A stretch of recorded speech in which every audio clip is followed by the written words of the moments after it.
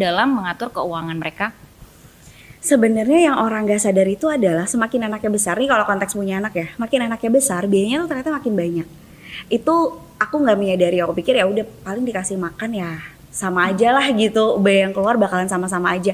Tapi ternyata enggak gitu, biaya-biaya yang muncul tuh sangat-sangat banyak. Pertama nih, basic needs aja ya.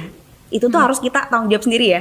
Kesehatan dan pendidikan itu yang utama, itu nggak ditanggung siapa-siapa. Dijamin sama negara sebagian aja, tapi sisanya tuh harus kita tanggung sendiri. Itu yang harus disadari pertama dulu. Dan kesehatan ini kan mencakup semuanya, dari bayinya lahir itu aja udah ada biaya melahirkan, udah ada biaya vaksinasi, udah ada anaknya mulai MPASI nih umur 6 bulan, udah harus gizinya nih gimana, berat badannya nyampe apa enggak, kita perlu konsul ke dokter tumbuh kembang, ke dokter gizi, ke dokter ini, ke dokter itu uang semua gitu. Nah itu yang bikin aku menyadari bahwa ini kalau keluarga nggak ngatur uang pasti repot banget. Udah gitu anaknya perlu sekolah.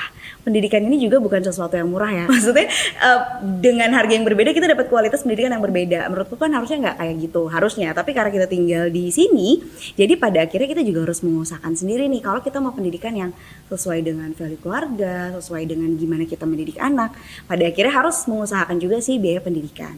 Itu baru 2, kesehatan dan pendidikan. Baru 2 bucket. Baru 2 bucket ya kan. Masih ada lagi biaya pengasuhan. Ini biasanya nggak dipikirin orang nih. Aku juga nggak kepikiran sampai aku hamil 6 bulan. Ini anak nanti dijagain siapa ya gitu. Kalau sekarang mungkin udah kepikiran ya, karena akses informasinya tuh udah banyak. Tapi ini kita ngomongin 2013 ya. Aku nggak tahu bahwa ini dijagain siapa ya. Ngelihat teman-temanku anak-anaknya pada pakai mbak di rumah, cocok nggak ya sama aku? Apakah nanti anaknya dikasih gadget terus segala macam gitu. Nah pada akhirnya di 6 bulan itu survei daycare aku. Jadi daycare kalau di Jakarta itu cukup aksesibel lah. Pilihannya tuh ada gitu. Mau yang kayak gimana tuh ada. Tapi biayanya muncul. Dan kegalauannya adalah apakah aku berhenti kerja untuk ngurus anakku atau aku kerja dan bayar daycare yang harganya nggak murah. Itu kan keduanya tuh biaya pengasuhan loh. Ibu berhenti kerja tuh opportunity cost hilang loh. Betul banget. Ya kan? Dan untuk bisa bekerja kembali setelah anak besar tuh nggak mudah juga. Nah itu juga harus dipertimbangkan sebagai biaya pengasuhan. Siapa nih yang mau ngasuh anak? Kalau pakai mbak pros konsnya apa? Kalau dititipin nenek kakek, parentingnya cocok nggak sama kita sekarang?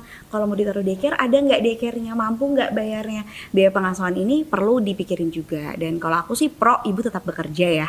Karena anak itu kecilnya tuh sebentar banget sebenarnya kita taruh daycare. Habis itu malamnya quality time bareng-bareng. Nanti juga ibunya tetap punya karir, jadi nggak susah baliknya lagi. Karena di sini tuh susah banget ya, perempuan tuh kan didiskriminasi, apalagi perempuan punya anak. Jadi kalau mau resign karena punya anak tuh dipikirin, apakah bener kamu pilihanmu ingin resign dan merawat anakmu, atau kamu merasa gue nggak ada pilihan lagi, jadi harus resign karena anak.